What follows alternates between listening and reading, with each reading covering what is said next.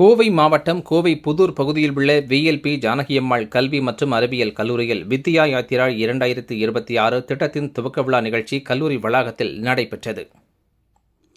கோவை மாவட்டம் கோவை புதூர் பகுதியில் உள்ள விஎல்பி ஜானகியம்மாள் கல்வி மற்றும் அறிவியல் கல்லூரியில் புதிய மாணவர்களை வரவேற்கும் வகையில் வித்யா யாத்திரா 2026 என்ற சிறப்பு அறிமுகம் மற்றும் வழிகாட்டுதல் நிகழ்ச்சி நடைபெற்றது.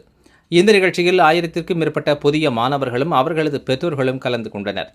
கல்லூரி நிர்வாகம் சார்பில் மாணவர்களின் கல்வி, திறன் மேம்பாடு, வேலைவாய்ப்புகள் மற்றும் வளாக வசதிகள் குறித்து விரிவாக விளக்கப்பட்டது.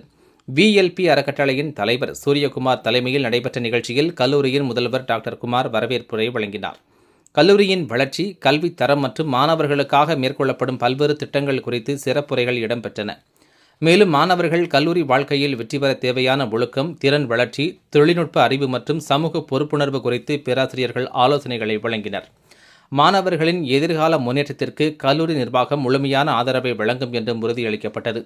நிகழ்ச்சியில் சிறப்பு விருந்தினராக தன்னம்பிக்கை பேச்சாளரும் பிரபல தொலைக்காட்சி தொகுப்பாளருமான மதுரை ராமகிருஷ்ணன் கலந்து கொண்டு மாணவர்களிடையே உரையாடினார்.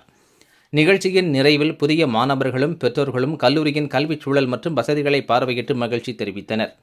புதிய கல்வியாண்டை உற்சாகமாக தொடங்கும் வகையில் நடைபெற்ற வித்யா யாத்திரா 2026 நிகழ்ச்சி மாணவர்களுக்கு பயனுள்ள மற்றும் ஊக்கமளிக்கும் நிகழ்வாக அமைந்தது குறிப்பிடத்தக்கது.